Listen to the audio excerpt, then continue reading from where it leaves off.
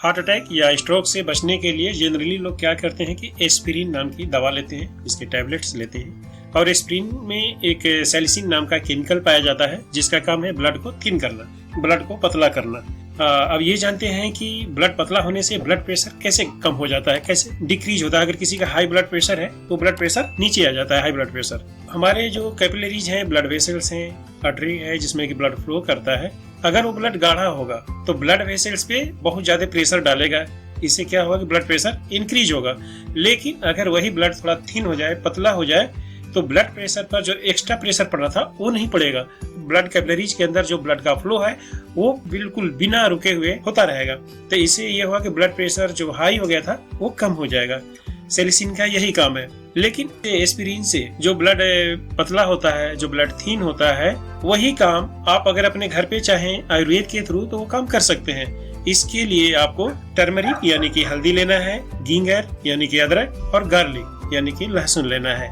आप गिंगर का छोटा सा टुकड़ा ले लीजिए और लगभग आधा चम्मच से थोड़ा कम हल्दी ले लीजिए, हल्दी का पाउडर, और 3 या 4 लहसुन की कलियां ले लीजिए। इनको एक साथ पीस कर उसको यूज कीजिए। इससे क्या होगा कि आपका जो ब्लड गाढ़ा था वो ब्लड थिन होगा, पतला होगा। जो काम एस्पिरिन दवा लेकर आप कर रहे थे वो आप घर में कर रहे हैं, नेचुरली कर रहे हैं। लेकिन इन दोनों में बहुत बड़ा फर्क है। आप जब एस्पिरिन लेते हैं तो उससे जो ब्लड थिन होता है वो नॉन कंडीशनल होता है, यानी कि पूरे बॉडी में वो ब्लड को एक समान थिन कर देता है।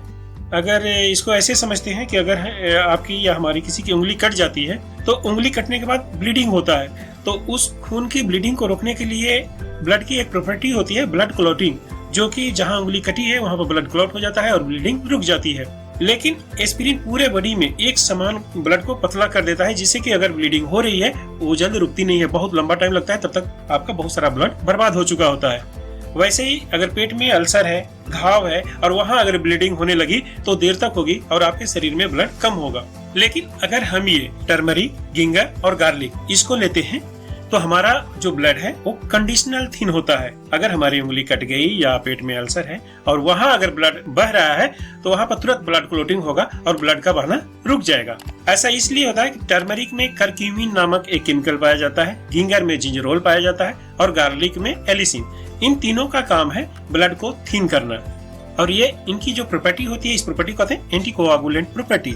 ये ब्लड को थिन करते हैं और बॉडी के अंदर अगर हमारे ब्लड वेसल्स में कहीं भी ब्लड क्लॉट होता है तो उसे ब्लड को क्लॉट नहीं होने देते हैं। और टर्मरिक, गिंगर और गार्लिक, इन तीनों का जो हम पेस्ट बनाकर जो हम यूज कर रहे हैं ये कंडीशनल होता है। जैसा कि मैंने अभी बताया था, कंडीशनल मतलब कि पूरे बॉडी में तो होगा, लेकिन जहां जरूरत है कि ब्लड की क्लोटिंग की, यहाँ ब्लड क्लोट कर देगा। अगर ब्लीडिंग हो रही है वहां पर जरूरत है ब्लड क्लोट की, तो ये तीनों क्या करेंगे, वहां ब्लड को क्लॉट कर देंगे। इसलिए एस्पिरिन से ये बहुत ही बेहतरीन है। हाँ, एक प्रॉब्लम है इसमें कि किसी किसी को लहसुन खाने से परहेज होता है, जो कि लहसुन नहीं खाना पसंद करते, और बहुत सारे लोग ऐसे हैं जिनको कि लहसुन का टेस्ट अच्छा नहीं लगता है, तो उसके जगह पे भी एक विकल्प है, आप क्लो यानी कि लौंग को यूज कर सकते हैं।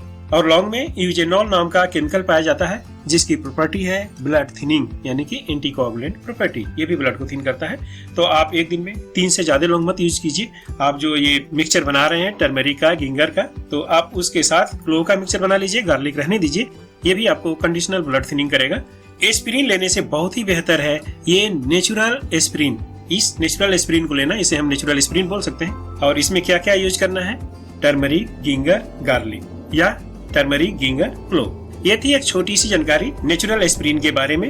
उम्मीद करता हूँ कि हमारी ये छोटी सी जानकारी आपको जरूर पसंद आई होगी। अगर आयुर्वेदिक हेल्थ टिप्स से संबंधित ऐसी जानकारी आपको पसंद है, आप हमारे इस वीडियो को लाइक, शेयर कर सकते हैं और हमारे इस चैनल को सब्सक्राइब कर सकते हैं, जिससे कि मुझे मोटिवेशन मिलेगा। मिलते हैं अगले वीडियोज में एक नए हेल्थ टिप्स के साथ। तब तक के लिए धन्यवाद दोस्तों।